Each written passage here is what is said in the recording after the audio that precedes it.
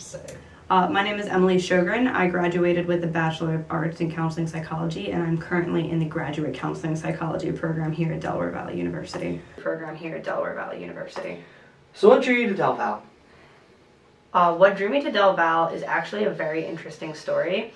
Through me making a bunch of uninformed decisions that have changed my life for the better. I applied for what I thought was zoo science. It was not, it was zoology. So we did not get my security deposit in on time, and I thought I had to apply for the zoo science program. So when I got to DelVal for my accepted students in orientation day, they didn't have my packet ready for me because I didn't have my deposit. So they were like, "Oh, what's your major? We'll just send you with the group." And I was like, "Zoo science." So I didn't take any placement exams because for biology you need to take placement exams. I didn't do anything I was supposed to do for zoology because I was under the impression that I was zoo science. And then I got to DelVal at the very beginning of the school year, and it turned out I was a biology major. So I tried to switch into zoo science, and they were like, "LOL, you can't do that." I was like, "Okay, I can't do that." So I decided zoology. That's okay. I love biology. It's a fascinating subject. I can do this. And I went through the biology program fairly unscathed. I got good grades. I liked my classes. I liked my professors. But at the end of my freshman year, I was like, man, I don't think that I can do this for the rest of my life and be happy. So I met with Dr. Cohen, and I said, "Hey, I am freaking out a little bit about my life decisions. I don't want to transfer. I think I want to be a psychology major." We had a nice long discussion about it. She made me realize that yes, I did in fact want to be a psychology major, and the rest is history. And that is how I ended up at Delaware Valley University. I actually applied to a bunch of different graduate schools. So I decided on DelVal because of the connections that I had already made at this school. And I'm also established. So I live in the area, like I live in Hatfield. Even though I could have picked up and moved and blah, blah, blah. I didn't want to. This campus was very accessible for me. I already had a lot of relationships here.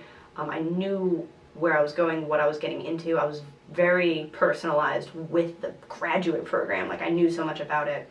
And this program has top faculty and, you know, top experience, top internship opportunities. And it offered me a graduate assistantship, which helped fund my education. So, and that was a huge piece for me, is, you know, getting funding. So that was a big part. But also, like, I kind of just love DelVal. But I want to move into community mental health, which can be a very challenging field, or a very challenging, like, area to work. And I want to work with underprivileged youth, young adults, adolescents, ages 15 to 25. That's just the ballpark age.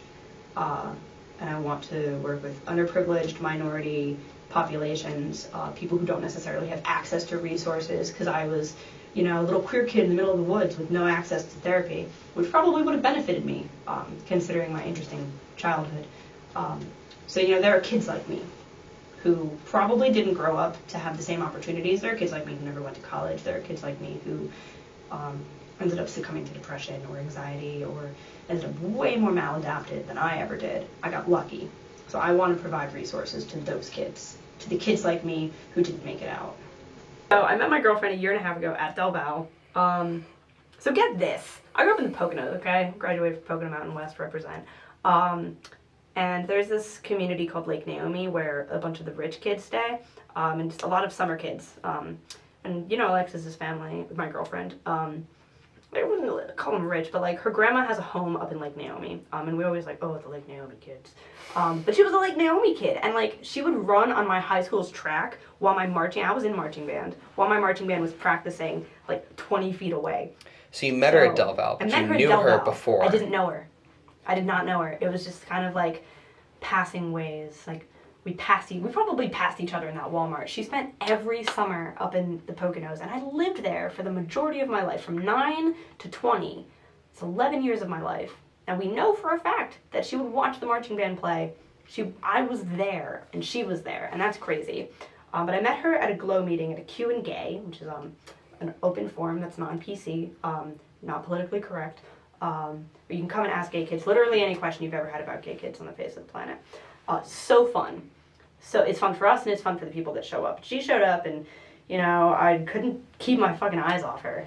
And I went up and I talked to her after and we hit it off and we went to Burger King and the rest is history. I have a cat. Her name is Sasha. She has an Instagram, Sasha_Sjogren, Sjogren. She is fantastic. She is the love of my life. Besides my girlfriend, but Sasha ultimately comes first. She's my cat. I think that higher education is a very valuable tool if it is something that is right for you. I don't think that anybody should feel pressured to pursue higher education, even undergrad.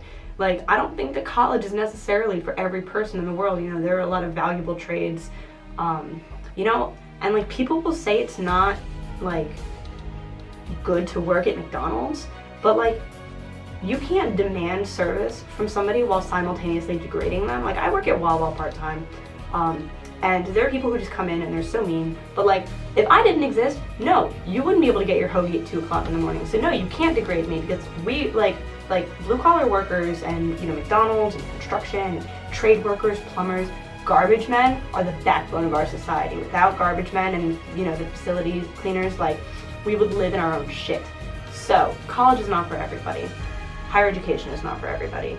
I don't want anybody to feel pressured to pursue a higher, higher education is capitalized off the backbones of, you know, young individuals who take out thousands of dollars in undergraduate loans, and I could go on forever and ever about this. But like, I think that it's important to make decisions. Where I'm going with this is it's important to make decisions that benefit you as a person, and not necessarily what society thinks you should be doing. So be true to yourself, make smart choices.